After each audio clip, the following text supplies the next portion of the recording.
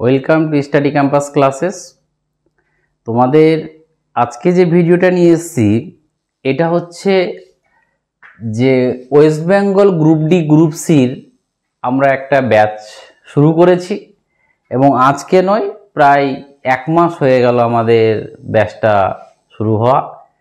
এবং সেখানে অনেকজন বলছিলে যে স্যার একটা ডেমো ক্লাস দিন, কিভাবে আপনার পড়াশোনা হয়, কিভাবে ক্লাস হয়। তো আমি চাইছি একটা করে তোমাদের আজকে জিকে, তারপরে ম্যাথ, তারপরে ইংলিশ স্যার ইংলিশ দেবে প্রত্যেকটা, বা কারেন্ট অ্যাফেয়ার্স কীভাবে দেব, প্রত্যেকটার একটা করে আমরা ডেমো দেব। এবং বাজারে প্রচুর পাওয়া যাচ্ছে, কিন্তু 200 টাকা 300 টাকা দিয়ে কোচিং, মানে তোমার পুরো কমপ্লিটলি কোচিং করাচ্ছে। তো দেখো, মানে খালি টাকাটা কম দেখে কিনে নেওয়াটা না লাভজনক হয় না। তোমাকে কন্টেন্ট দেখতে হবে, তোমাকে পড়ার স্টাইল দেখতে হবে, ভালো লাগা দরকার। তোমার যদি পড়ার স্টাইল ভালো না লাগে তাহলে কিন্তু তুমি শান্তি পাবে না। তো দেখো যাদের দরকার আছে, কারণ আজকের বাজারে গ্রুপ ডি গ্রুপ সিটা কতটা ইম্পর্টেন্ট তোমরা নিজেরা বলবে। কারণ ইদানিং একটা আমরা দেখতে পেয়েছি মমতা যে ভ্যাকেন্সিটা বলেছে, সেই ভ্যাকেন্সিটা গ্রুপ ডি এবং গ্রুপ সিতে কত আছে একবার দেখে নাও। এই যে দেখো, এখানে দেখো কত বলছে, যে 9-10 সেখানে 23,000 সামথিং, 11-12 12,000 সামথিং, আর গ্রুপ ডিতে দেখো কত আছে 2,989 জন, আর গ্রুপ ডিতে কত আছে 5,488 জন। এগুলোকে ওখানে 3,000 এখানে 5,000, যদি অ্যাপ্রক্সলি ভাবা যায় 8,500 ভ্যাকেন্সি। মানে ইমাজিন করতে পারো 8,500 ভ্যাকেন্সি শুধু গ্রুপ ডি আর গ্রুপ সি মিলে। এই যে আমরা দেখো তো অনেকজন রেলের জন্য পড়াশোনা করছে না, তো গোটা ইন্ডিয়া মিলে কতগুলো ভ্যাকেন্সি, 30,000 33,000 গ্রুপ ডি, আর দেখতেই পাচ্ছ। তাহলে ভাবো যে গ্রুপ ডি রেলের তুলনায় এনটিপিসি আর গ্রুপ ডির তুলনায় কিন্তু আমাদের ওয়েস্ট বেঙ্গলের গ্রুপ ডি গ্রুপ সিতে তুলনামূলক কম্পিটিশন কম। ওখানে গোটা ইন্ডিয়ার লোক কম্পিটিশন করছে। তো তোমাদের এগুলো ভাবা উচিত যে এখন কি করব। এখন রেলের, আমি বলছি না যে রেলের জন্য পড়বে না, রেলের জন্য পড়লে গ্রুপ ডি গ্রুপ সির অঙ্ক এমনি উড়ে যাবে, অঙ্ক রিজনিং, ঠিক আছে, আর কারেন্ট অ্যাফেয়ার্সও হয়ে যাবে। ইংলিশ থাকে না রেলে, সেটা তোমাকে পড়তে হবে। তো সেটা বড় কথা নয়, আমার কথা হলো জাস্ট ভ্যাকেন্সিটা দেখানো তোমাদের, যে প্রায় 8,500 ভ্যাকেন্সি ওয়েস্ট বেঙ্গল বাসীদের জন্য, যেখানে রেল এত কয় কটা ভ্যাকেন্সি তোমরা দেখতেই পাচ্ছ ইন্ডিয়ার মধ্যে সবাই লড়বে। তো আমি বলতে চাইছি গ্রুপ ডি গ্রুপ সিটাকে টার্গেট করো, এবং যদি গ্রুপ ডি গ্রুপ সিটাকে টার্গেট করতে হয় তাহলে আমাদের এই কোচিংটাতে তোমরা নিতে পারো। এবং এই কোচিংয়ের মধ্যে কিভাবে ক্লাস হয় তার ডেমো ক্লাস আজকে আমরা দেখাবো। তো দেখতেই পাচ্ছ যে ডেমো ক্লাস গ্রুপ জিকের ডেমো ক্লাস, এবং এই যে জিকে আমরা আলোচনা করব। দেখো একটা জিকে থেকে কতগুলো জিকের অ্যান্সার হবে, ঠিক আছে। মানে আমি বলতে চাইছি যে কোশ্চেনটা এমসিকিউ আলোচনা করব, তার সাথে সাথে তার যে ব্যাকগ্রাউন্ডটা বলবো সেটা খুব ইম্পর্টেন্ট। এই ব্যাকগ্রাউন্ড থেকেই তোমার কোশ্চেনগুলো আসবে, মানে কারণ ব্যাকগ্রাউন্ডটা তো আমি অনেকটা বলবো। দেখো প্রথমে কি বলেছে, যে সাইমন কমিশনের সময় ভারতের ভাইসরয় কে ছিল। তাহলে মনে করো সাইমন কমিশন কি জিনিস। মনে করো যখন আমাদের অ্যাক্টগুলো হচ্ছিল, মরলে মিন্টো কবে হয়েছিল 1909-এ, তারপরে কবে হয়েছিল 1919-এ মন্টেগু চেমসফোর্ড, তারপরে হওয়ার ছিল কত 10 বছর পর, মানে 29-এ হওয়ার ছিল। কিন্তু 29-এর আগেই 1927 সালে তৈরি হয় কি আমাদের 1927 সালে তৈরি আমাদের সাইমন কমিশন। তাহলে পরীক্ষায় দিবে সাইমন কমিশন কবে তৈরি হয়, সালটা হবে 1927 সালে। ইন্ডিয়াতে কবে আসে, ইন্ডিয়াতে 1 বছর পরে আসে 1928 সালে। যা বলি সব পরীক্ষায় আসার মতন। এবং ইন্ডিয়াতে কবার এসেছিল? ইন্ডিয়াতে দুবার এসেছিল। ইন্ডিয়ার লোক আমরা গো ব্যাক সাইমন, তোমরা দেখতেই পাচ্ছ গো ব্যাক সাইমনের ফ্ল্যাগ নিয়ে, এবং নেতৃত্ব দিচ্ছিল আমাদের এখানে মিডিলে কেউ একজন, চিনা যাচ্ছে না মুখগুলো, কেউ একজন লালা রাজপুত রায় ছিল। এই লালা রাজপুত রায় কি করেছিল? পুরো নেতৃত্ব দিয়েছিল এই সাইমন, গো ব্যাক সাইমনে। তো সাইমন এবার গো ব্যাক কেন করছিলাম? কারণ আমাদের নাকি ওই সাইমন কমিশনের যে মেম্বারগুলো ছিল সবাই নাকি ছিল ব্রিটিশ। তো আমরা ইন্ডিয়ানরা মনে করছিলাম যে আমাদের কনস্টিটিউশন বানাতে আসছে, আর ওরা সবাই ব্রিটিশ, আমাদের তো দুজনকে নিত, একজনকে নিত, তাহলে আমাদের দুঃখের কথা ওরা কি করে বুঝবে? আর ওরা নাকি আমাদের কনস্টিটিউশন লিখতে আসছে। এই নিয়ে আমরা গো ব্যাক সাইমন করছিলাম। তাহলে সাইমন কমিশনের কতজন মেম্বার ছিল এটাও জানতে হবে। সাইমন কমিশনের মেম্বার ছিল 7 জন, এবং তাদের মধ্যে সাইমন ছিল হেড বলে তার নাম অনুসারে সাইমন কমিশন হয়েছে। তো সাইমন কমিশন আমরা যখন গো ব্যাক করছিলাম, তো সেখানকার ভারত সচিব কি বলেছিল যে তোমাদের ক্ষমতা থাকলে একটা কনস্টিটিউশন বানিয়ে দেখাও তো, আমরা বানাতে যাচ্ছি তোমাদের ভালোর জন্য। তখন আমাদের মতিলাল নেহরু আর তেজ বাহাদুর সাপরু চ্যালেঞ্জটা অ্যাকসেপ্ট করেছিল এবং তারা একটা বানানোর চেষ্টা করেছিল। তো ওগুলো বিষয়ে পরে আমরা বলবো কোথাও। তো কথা হলো এখানে বলছে সাইমন কমিশনের সময় ভাইসরয় কে ছিল? তাহলে এই যে লর্ড আরউইন হবে অ্যান্সারটা, কারণ লর্ড আরউইনের সালটা ছিল কত? 1926 থেকে 1931 সাল পর্যন্ত এই আরউইনের টাইম পিরিয়ড ছিল, আর তার মধ্যেই হচ্ছে 2728 বুঝতে পারছো। তাহলে অ্যান্সারটা এখানে কাকে যাচ্ছে? যাচ্ছে আমাদের আরউইনকে, ঠিক আছে, লর্ড আরউইনের উপর অ্যান্সারটা যাচ্ছে, ঠিক আছে। এবং আদার্সগুলো বললাম না। চলো নেক্সটে যাচ্ছি। 2 নম্বর কোশ্চেন দেখো। দেখো গ্রুপ ডিকে যদি তুমি চাও যে আমি WBCS এর মধ্যে একদম কনসেপচুয়াল পড়বো, ফেল করার পসিবিলিটিটা থাকবে বেশি। কারণটা হচ্ছে গ্রুপ ডিকে একটু গ্রুপ ডির মতন পড়তে করতে হবে, কারণ এখানে কনসেপচুয়াল কোশ্চেন থাকবে না, লেভেলটা দেখতে হবে তোমাকে। গ্রুপ ডি হচ্ছে 8 লেভেল আর গ্রুপ সি হচ্ছে 10 লেভেল। তার জন্য কিন্তু ওটাকেও লেভেলটাকে মাথায় রাখবে। ইজি কোশ্চেন দেবে, কাট অফ হাই যাবে, এটা মাথায় রেখে নেবে। তার জন্য তোমাকে একদম ফুল অ্যান্সার করার পসিবিলিটি রাখতে হবে চাকরি পেতে গেলে। দেখো বলছে কোন স্বাধীনতা সংগ্রামী 63 দিন অনশন করেছিল? কোথাও কোথাও বইয়ে, বাংলা বইয়ে 64ও পেতে পারো, তো 63টা বেশি থাকে। তো বলছে 63 দিন কে বেশি অনশন করেছিল? তাহলে দেখতেই পাচ্ছ যে মহান বিপ্লবী যতীন দাস 63 দিন অনশন করে মৃত্যুবরণ করেন। এই বিপ্লবী জীবনের কাহিনী।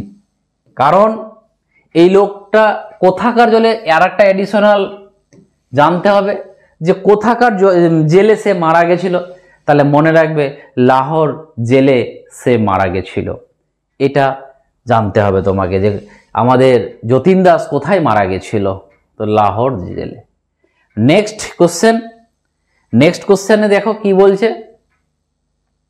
নেক্সট কোশ্চেন হচ্ছে যেটা হচ্ছে আমাদের মহার মুভমেন্ট আন্দোলন শুরু করেছিল কে?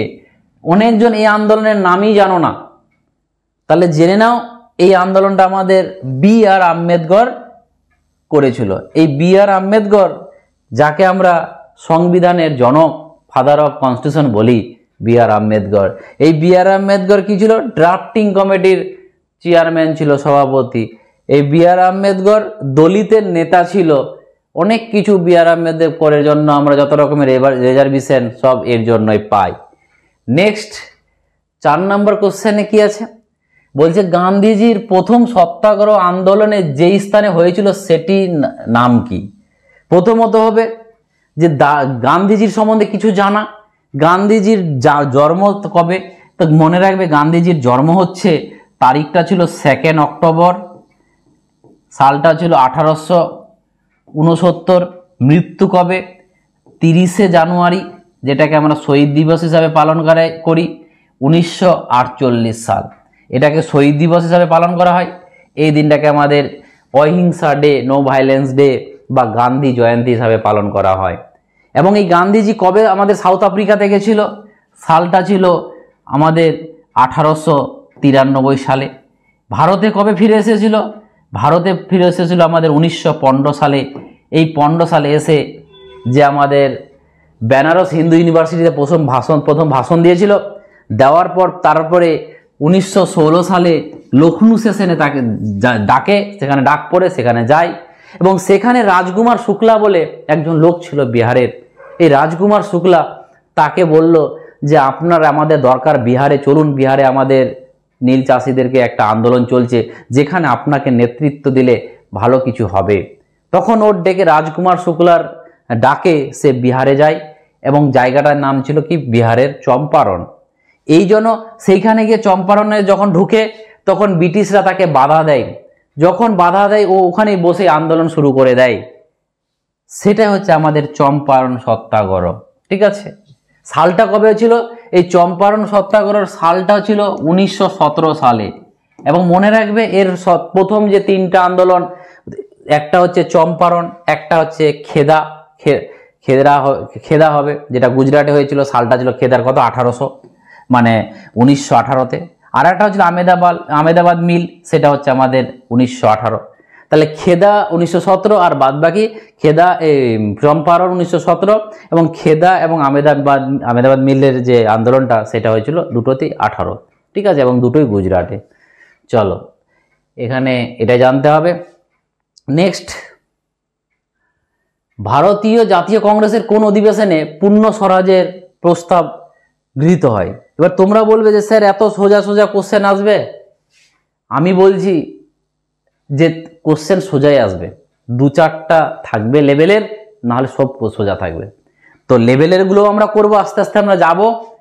কিন্তু একটা জিনিস মাথায় রাখবে, চাকরি পাওয়ার একটাই ফান্ডা, যে যেন বেসিক কোশ্চেন তুমি ভুল না করো। তুমি যদি স্বাভাবিক নর্মাল কোশ্চেনগুলোকে ভুল করে দাও, চাকরি না পাওয়ার পসিবিলিটি বেড়ে যাবে। নিয়ম হলো সবাই যেটা করছে তুমি করবেই, তার থেকে দু চারটা বেশি করলেই চাকরিটা তোমার নামে। কারণ এখানে তো কোনো কাট অফ ক্লিয়ারের ব্যাপারটা নয়, এখানে সবাই মিলে ভ্যাকেন্সিতে যত হবে ওই হিসাবে কাট অফ। এখানে আমাদের একাডেমিকের মতো নয় যে 34 পেলেই পাস। তার জন্য সবাই যেগুলো পারছে তোমাকেও পারতে হবে। কি বলছে, ভারতের জাতীয় কংগ্রেসের কোন অধিবেশনে পূর্ণ স্বরাজের প্রস্তাব গৃহীত হয়? আমরা জানি সেটা ছিল কি লাহোর অধিবেশন। সালটা ছিল কি? সালটা ছিল 1929 সাল। তারিখটা কি ছিল? তারিখটা আমরা জানি যে কংগ্রেসের 28, 29, 30 3 দিন মিটিং হয়। যেই 3 দিনকে আমাদের অশ্বিনী কুমার দত্ত কি বলেছিল যে 3 দিনের তামাশা।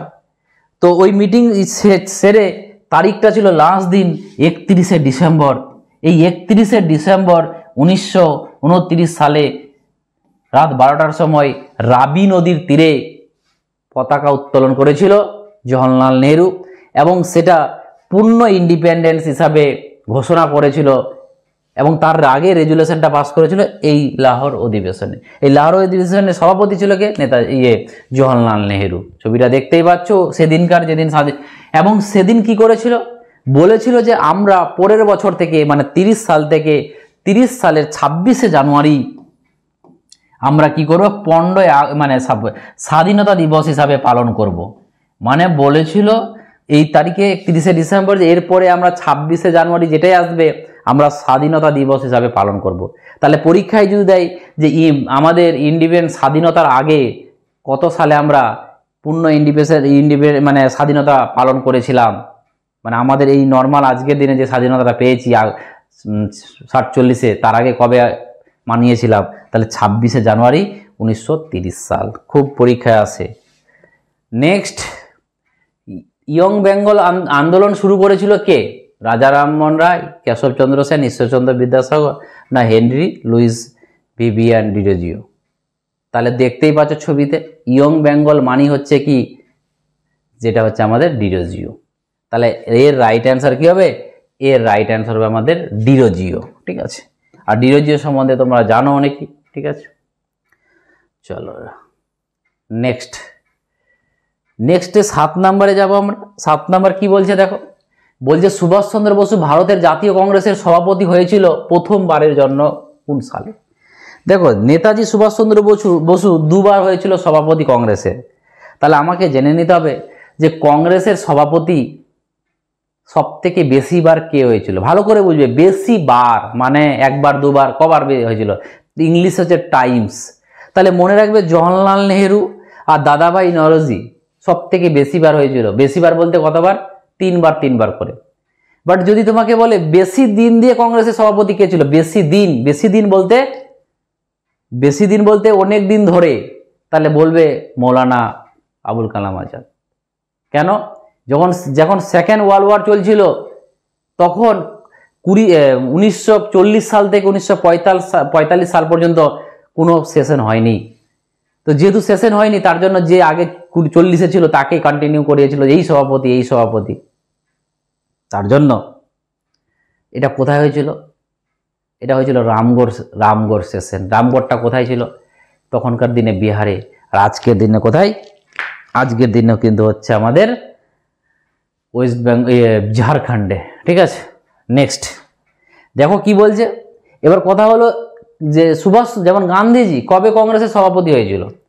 তো গান্ধীজি কংগ্রেসের সভাপতি হয়েছিল মনে করো সবাই জানো বেলগাঁওতে। সালটা কত ছিল? 24-এ ছিল। এবার নেতাজি দুবার হয়েছিল। একবার ছিল 1938 সাল আর একবার ছিল 1939 সাল। এই বছর তো সভাপতি নর্মালি যেভাবে সভাপতি হয়েছিল সেভাবেই হয়ে গেছিল, যে আগে ভোটের মাধ্যমে হতো না, সবাই মিলে বলতো কে হবে। কিন্তু দ্বিতীয়বার যখন এর নামটা প্রস্তাব করলো নেতাজির, তখন ওদিক থেকে গান্ধীজি বলছে যে কেন ও বারবার কেন হবে? কারণ গান্ধীজি তখন কংগ্রেসে ছিল না, কংগ্রেস থেকে বেরিয়ে গেছিল, রিজাইন করেছিল। কারণ কি ছিল রিজাইনের? কারণটা তো অনেক কিছু ছিল, যে গান্ধীজিকে যখন ক্রিটিসাইজ করেছিল ওই তোমার 34 সালে যখন ভগৎ সিং এর ফাঁসিটাকে আটকায়নি গান্ধীজি আরউইন প্যাক্টের মাধ্যমে, তো সবাই ক্রিটিসাইজ করেছিল গান্ধীজিকে। তার জন্য গান্ধীজি কংগ্রেস ছেড়ে দিয়েছিল। আর কারণটা দেখিয়েছিল কি, আমি আর কংগ্রেসে থাকলাম না, আমার কাছে টাকা নেই। কারণ তখনকার দিনে কংগ্রেসে থাকতে গেলে 25 পয়সা করে অ্যানুয়ালি চার্জ দিতে হতো। সেটা তখনকার দিনে 25 পয়সা মানে একটা ভালো টাকা। ঠিক আছে, তো দ্বিতীয়বার গান্ধীজি বলল যে না, ও কেন হবে, অন্যজন হবে। কারণ গান্ধীজি তখন নিজে দাঁড়াতো, কিন্তু গান্ধীজি তখন তো মেম্বারশিপ নেই কংগ্রেসের, কি করে দাঁড়াতে পারবে? তার জন্য গান্ধীজি কি করলো, তার জন্য একটা নমিনেট করলো, সীতারামিয়াকে নমিনেট করলো যে আমার হয়ে এ দাঁড়াবে, বা আমি একে সিলেক্ট করলাম, তোমরা ভোট দিও। কিন্তু দ্বিতীয়বারও যখন ভোট হয়, এখানে দ্বিতীয়বার কিন্তু ভোট হয়, তাহলে মনে রাখবে প্রথম ইলেক্টেড কংগ্রেসের সভাপতিকে, সেটা হবে আমাদের সুভাষচন্দ্র বসু। কারণ দ্বিতীয়বার 39 সালে ভোট হয়েছিল, কিন্তু যেহেতু সুভাষচন্দ্র বসু জিতে গেছিল, এই নিয়ে গান্ধীজি হারটাকে নিজের উপর নিয়েছিল, যে ওই হারে সীতারামিয়া হেরে যাওয়া মানে আমি হেরে গেলাম। তার জন্য নেতাজি ভাবছে, নেতাজি তো গুরু হিসাবে মানতো, তো বলছে আমাদের গুরু আমার কাছে ছোট হয়ে যাচ্ছে। তার জন্য নেতাজি ভাবলো যে আমার এখানে থাকাটা ঠিক হবে না, আমাকে আলাদাভাবে আন্দোলন করতে হবে। ওই জন্য ওই সালেই 39 সালেই ত্যাগ করে দেয় কংগ্রেস, ত্যাগ করে ফরওয়ার্ড ব্লক বলে না তার পার্টি বানায়। যেই ফরওয়ার্ড ব্লকের সিম্বল ছিল কি, বাঘ। বাট আজকের দিনে সিম্বলটা হয়ে গেছে ফরওয়ার্ড ব্লকের সিংহ। বাট পরীক্ষায় যদি আসে যে ফরওয়ার্ড ব্লকের সিম্বল কি ছিল, তাহলে কিন্তু বলবে বাঘ। ঠিক আছে, তাহলে লিখা আছে দেখো 1938 সালে 8ই জানুয়ারি, আজকের দিনে মানে সেদিনকার পেপার ছিল ওটা, এবং নেতাজি সুভাষচন্দ্র বসু ভারতীয় জাতীয় কংগ্রেসের সভাপতি হিসাবে নির্বাচিত হয়। তাহলে সালটা কি হবে? প্রথমটা হবে 38। ঠিক আছে, এবার বলবে 38 সালে কোথায় ছিল এই নেতাজি যে দুবার হয়েছিল, কোথায়? তাহলে মনে রাখবে এটা হচ্ছে হরিপুরা, এটা হচ্ছে ত্রিপুরা। এবার যদি বলে হরিপুরাটা কোথায়, হরিপুরাটা হচ্ছে তোমার গুজরাটে। আর ত্রিপুরাটা কোথায়? ত্রিপুরা রাজ্য নয়, ত্রিপুরাটা হচ্ছে আমাদের মধ্যপ্রদেশের একটা জায়গা। ঠিক আছে, এইটুকু তোমাকে জানতে হবে। চলো, খুব পরীক্ষায় আসে এগুলো। 8 নম্বর কোশ্চেনে যাই। দেখতেই পাচ্ছ যে কারা 1855 থেকে 56 পরীক্ষা এটাই দেবে যে সাঁওতাল বিদ্রোহ কবে হয়েছিল। তো 1855 থেকে 56 সালের ব্রিটিশ সরকারের বিরুদ্ধে সংগঠিত হওয়া সাঁওতাল বিদ্রোহের নেতা কি ছিল?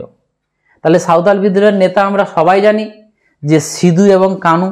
বাট আমি তোমাদের একটু অ্যাডিশনাল কথা বলবো, যেগুলো পরীক্ষায় আসার মধ্যে, কারণ সিধু কানু সবাই জানে, বাট তোমাদের আরও দুটো নাম মনে রাখতে হবে, সিধু কানু, চাঁদ, ভৈরব, 4 জনের কথা মনে রাখবে, ঠিক আছে? তো মনে রাখবে সিধু কানু তো আমরা সবাই জানি, আরও চাঁদ এবং ভৈরব 2 জনের নামে আরও অ্যাড করে নেবে। দেখো দেখতেই পাচ্ছ সিধু আর কানুকে, ঠিক আছে? আজকের দিনের মতন ছিল না। দেখো চলে আসো 9 নম্বর কোশ্চেন। দেখো তোমাদের যদি ক্লাসটা ভালো লাগে অবশ্যই তোমরা কমেন্টে জানাবে, কারণ যদি ভালো না লাগে কেন ভালো লাগলো না সেটাও লিখবে। আমি নেক্সট ভালো করার চেষ্টা করব। তোমাদের কাছ থেকে আমি অনেক কিছু শিখি, এটা ভাবিও না যে আমি তোমাদের শুধু পড়াই। তোমাদের কাছ থেকে আমি যখন পেড ব্যাচে আমি সবাইকে মাইক অন করার সুযোগ দিই এবং সবারই কথা শুনতে চাই, কেন? তোমাদের কাছ থেকে আমি অনেক কিছু শিখতে পারি, এখনও শেখা অনেক বাকি। দেখো জালিয়ানবাগ হত্যাকাণ্ড হয়েছিল কবে? তো তোমরা দেখো জালিয়ানবাগ হত্যাকাণ্ডের যদি একটু গল্পটা বলতে হয়, যখন আমাদের রাওলাট অ্যাক্ট হয়েছিল, তো রাওলাট অ্যাক্টটা আমাদের যেমন 1919-এ, এবং রাওলাট অ্যাক্টকে গান্ধীজি কালা অ্যাক্ট বলেছিল। এবং রাওলাট অ্যাক্টের কারণটা কি ছিল? যে কাউকে বিনা কারণে যদি অ্যারেস্ট করে নেয় তাহলে তাকে মানে জেলের মধ্যে ভরে রেখে দেবে। যেমন আজকের দিনে কাউকে থানাতে পুলিশ নিয়ে গেলে 24 ঘন্টার মধ্যে থানাকে প্রডিউস করতে হয় নিয়ারেস্ট কোর্টে, ম্যাজিস্ট্রেট কোর্টে, আর না হলে কিন্তু হেভিয়াস কর্পাস অনুযায়ী কেস হয়ে যাবে, রিট অনুযায়ী। এবার কথা হলো যে যদি তখনকার দিনে বললো আজই মানে কখন ম্যাক্সিমাম 2 বছর পর্যন্ত তাকে জেলের মধ্যে ভরে রাখা যাবে, তাহলে ভাবছে যে কেউ যদি আন্দোলন করে তাকে তোকে জেলে ভরে দেবে। এবং সেটাই ঘটেছিল যে কিচলু আর সত্যপাল 2 জন লোককে পাঞ্জাব থেকে অ্যারেস্ট করেছিল ব্রিটিশরা। তখন ভাবলো সবাই যে কিচলু আর সত্যপালকে তো এরা জেলের মধ্যে ভরে রেখে দেবে, এরা ভালো নেতা ছিল পাঞ্জাবে। তার জন্য সবাই বলল যে ঠিক আছে আমরা তাহলে আন্দোলন করব, তার জন্য একটা জায়গায় জমায়েত হই। তার জন্য ওরা কি করলো, পাঞ্জাব রাজ্যের অমৃতসরে জালিয়ানবাগ একটা জায়গা আছে, ওইখানে এক জায়গায় জমায়েত হলো। এবং জমায়েত হওয়ার পর আমরা জানি ওডায়ার তাকে সেখানে গুলি চালানোর আদেশ দেয়। তারপরে সবাই মরে, অনেকজনই মারা গেছিল। তার জন্য এবার একটা কমিটিও তৈরি করা হয়েছিল যার নাম হচ্ছে হান্টার কমিশন।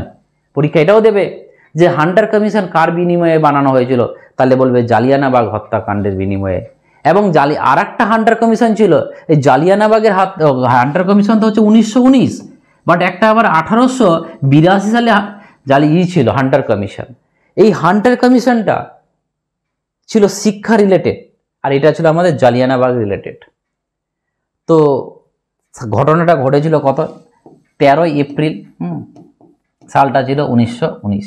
এবং এর বিরুদ্ধে আমরা জানি গান্ধীজি নাইট উপাধি ত্যাগ করেছিল, বিভিন্ন এটা ওটা ঘটেছিল। তো যাই হোক সালটা হবে কি তাহলে আমাদের 1919।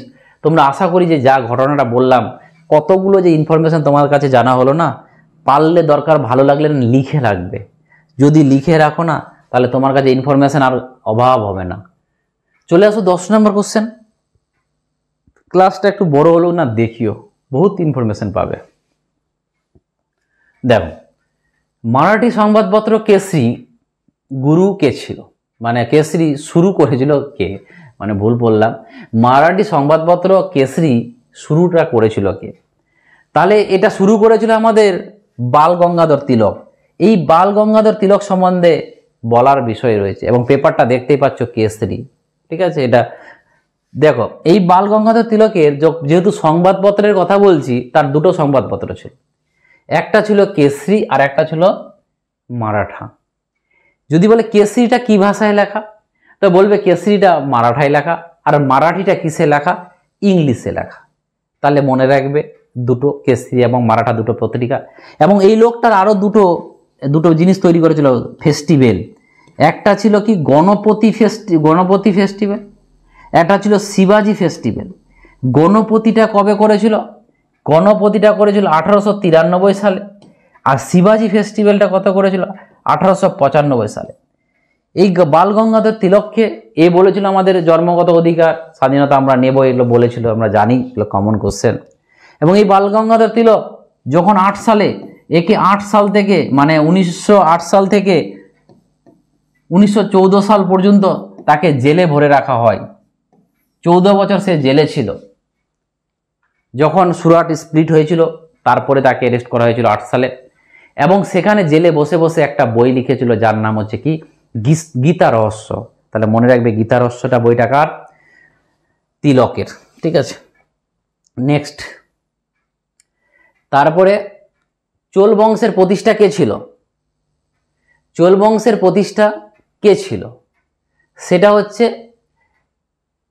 দেখো চোল বংশের সাম্রাজ্যটাকে দেখানো হয়েছে। ঠিক আছে, তাহলে চোল বংশের অনেকজনই এটা ভুল করে, তাহলে এটা হবে অপশন ডি, বিজয়ালয়। অপশন ডিটা হবে তার অ্যান্সার। ঠিক আছে, তো চলো এগুলো নিয়ে বেশি অ্যান্সার নিয়ে আমি বেশি আলোচনা করব না, যেটা বেশি দরকার সেটা নিয়ে আমি মানে যেগুলো পরীক্ষাতে আসার মতন সেগুলোই বলবো।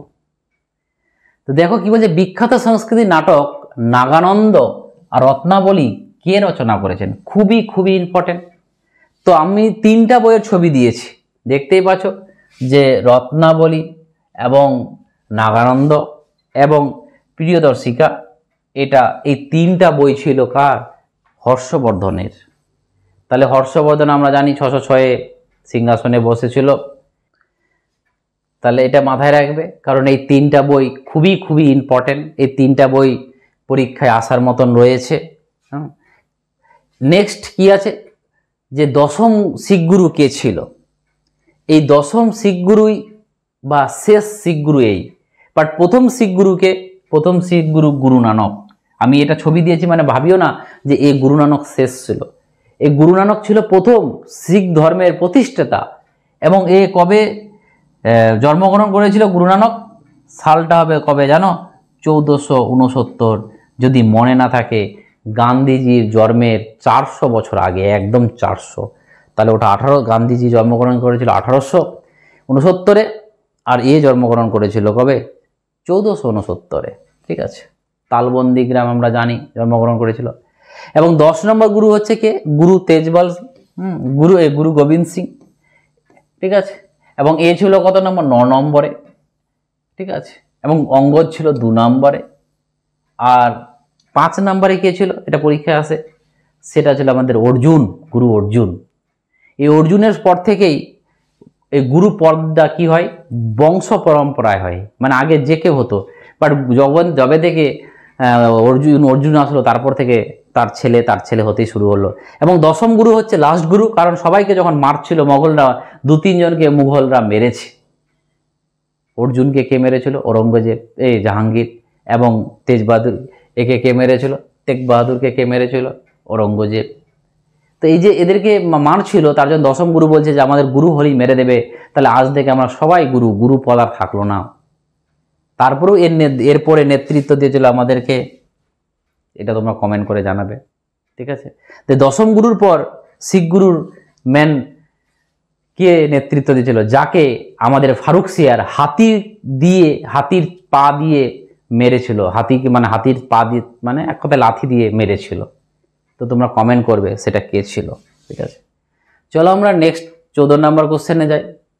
14 নম্বর কোশ্চেনে কি বলছে দেখো, যে পান্ডাদের রাজধানী কোথায় ছিল? এই তো পান্ডিয়া রাজধানী দেখতে পাচ্ছ, পান্ডিয়া, আর এটা হচ্ছে তার মাদুরাই, এবং এই এলাকাটা হচ্ছে পান্ডিয়া। ঠিক আছে, তাহলে মনে রাখবে পান্ডিয়া ছিল কি? মাদুরাই। তাহলে মাদুরাই হচ্ছে তার অ্যান্সার। নেক্সট, এর এক্সট্রা বলার কিছু নেই। দেখো, তৃতীয় পানিপথের যুদ্ধ, থার্ড ব্যাটেল অফ পানিপথ 1761। তাহলে 1761 হচ্ছে। তাহলে প্রথম পানিপথের যুদ্ধ কবে হয়েছিল? প্রথম পানিপথের যুদ্ধ হয়েছিল 1526-এ, দ্বিতীয়টা হয়েছিল 1556-তে, আর তৃতীয়টা হয়েছিল 1761-তে। একদম মনে রাখবে। ঠিক আছে, তো পানিপথের যুদ্ধ হয়েছিল। নেক্সট 16 নম্বর দেখো, 16 নম্বর কি বলছে, বিজয়নগর সাম্রাজ্যের শ্রেষ্ঠ শাসক ছিলেন কে? বিজয়নগর রাজার ছবিটা দিয়ে দিয়েছি। দেখো, বিজয়নগর আর বাহুমণি বলে দুটো রাজ্য ছিল। যেমন এবার বলবে যে রাজ্যটা কোথায় ছিল, একটু দেখে নাও। যে এইখানে এই কৃষ্ণা নদী যে আছে আমাদের, কৃষ্ণা নদীর একটা উপনদী আছে যার নাম হচ্ছে তুঙ্গাভদ্র। আর এই তুঙ্গাভদ্র আর কৃষ্ণা নদীর যে দোয়াবটা, এই দোয়াবটার নাম বলা হয় জানো? রায়চুর দোয়াব। এই রায়চুর দোয়াবটাকে নিয়ে বিজয়নগর আর বাহুমণি, এই যে বিজয়নগর একটা, বাহুমণি একটা, এরা ইন্ডিয়া পাকিস্তানের মতন লেগে থাকতো যুদ্ধ এই রায়চুর দোয়াবটার জন্য। এই রায়চুর দোয়াবটাতে প্রচুর ফসল হতো, তার জন্য সবারও টার্গেট ছিল এটাতে। তাহলে মাথায় রাখবে। এবার যদি বলে বিজয়নগর কবে তৈরি হয়েছিল, তো মনে রাখবে সালটা ছিল কত, 1337। যদি বলে বাহুমণি কবে হয়েছিল, তা 1346।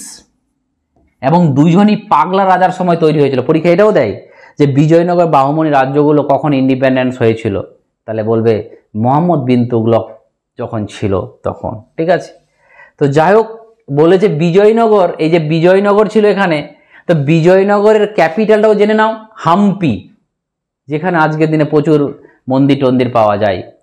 এবং বলছে তখনকার তাহলে ফেমাস রাজা কে ছিল, তাহলে কৃষ্ণদেব রায়। আমি তোমাদের যতগুলো কোশ্চেন বললাম এখান থেকেই কোশ্চেনগুলো দেবে, ঠিক আছে, এটুকু গ্যারেন্টি। নেক্সট, কারণ কিছু থাকছে না, যেই টপিকটা ধরছি আমি সেটাকে শেষ করে ছাড়ছি। দেখো কি বলছে, যে হুমায়ুন নামার লেখক কে। আমরা দেখতেই পাচ্ছ হুমায়ুন নামার বইটা, যে সেটা হচ্ছে হুমায়ুন নামা, গুলবদন বেগম। এই গুলবদন বেগম কে ছিল, হুমায়ুনের বোন ছিল। ঠিক আছে, এবং সে তার বায়োগ্রাফিটা লিখে। তাহলে মাথায় রাখবে মুঘলের কজন আছে রাজা যে তারা নিজের বায়োগ্রাফি লেখে, মানে অটোবায়োগ্রাফি, দুজন। কে কে তোমরা কমেন্ট করে জানাবে। যে মুঘলের একজন বলে দিচ্ছি, একজন হচ্ছে বাবর, আর একজন কে, সেটা তোমাদের দায়িত্ব লেখার। ঠিক আছে, কমেন্ট করবে। চলো নেক্সট, 17 গেল, এবার 18 নম্বরে দেখো কি বলছে, যে বৃহৎ সংহিতার লেখক কে। তাহলে এই লেখক হচ্ছে আমাদের বরাহ মিহির, দেখতেই পাচ্ছ। এই বরাহ মিহির হচ্ছে তার কি লেখক। ঠিক আছে, নেক্সট 19 নম্বর কোশ্চেন কি বলছে, দেখো মিহিরকুল বিশিষ্ট শাসক ছিলেন ড্যাশ উপজাতির নিম্নলিখিত বিকল্পগুলির মধ্যে থেকে সঠিক বিকল্পটি বেছে নিয়ে শূন্য স্থান পূরণ করো। তো জানি আমরা মিহিরকুল, এটা আমাদের ওয়েস্ট বেঙ্গল WBCS এর 2-1 বছর আগেও কোশ্চেনটা এসেছিল, যে সে ছিল হুন নেতা। পরীক্ষায় এটা দেয়নি, উল্টোভাবে দিয়েছিল, কোশ্চেন ঘুরিয়ে দেয় যে হুন, এদের মধ্যে হুন নেতা কে ছিল।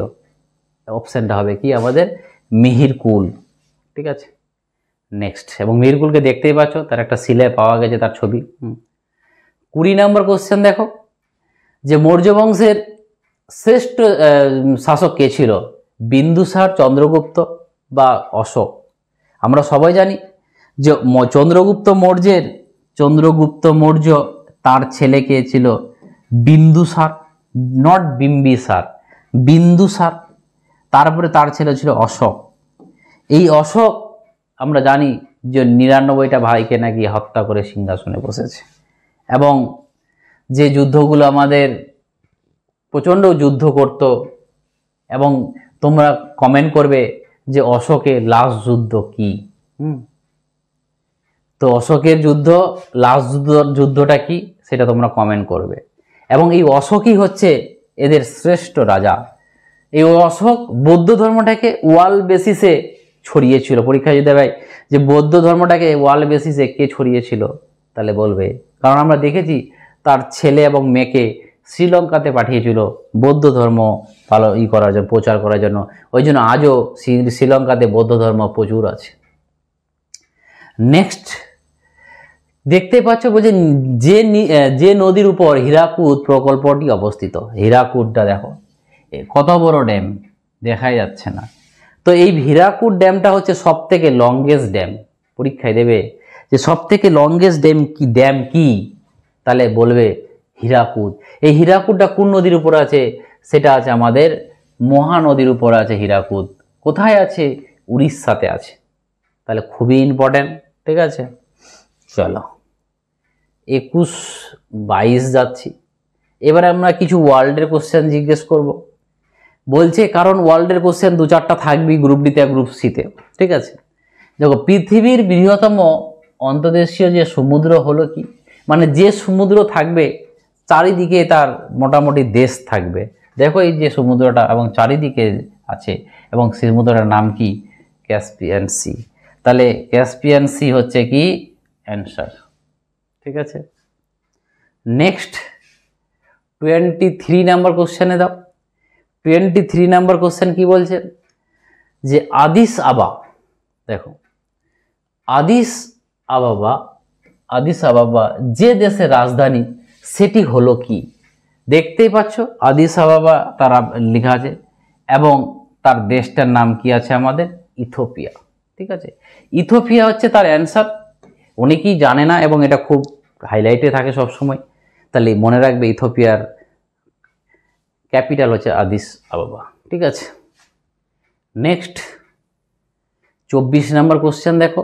ওয়ার্ল্ড বেসিস যখন আমরা পড়ছি যে আফ্রিকার সর্বোচ্চ শৃঙ্গের নাম কি? দেখো সর্বোচ্চ শৃঙ্গ যদি দেশব্যাপী ভাবা যায় তাহলে কি হবে? এভারেস্ট। দেখতে পাচ্ছ এশিয়াতে পড়ছে এভারেস্ট। ঠিক আছে, 8848। নেপাল চায়নার মধ্যে দেখো পিকটা পরে সব থেকে উঁচু।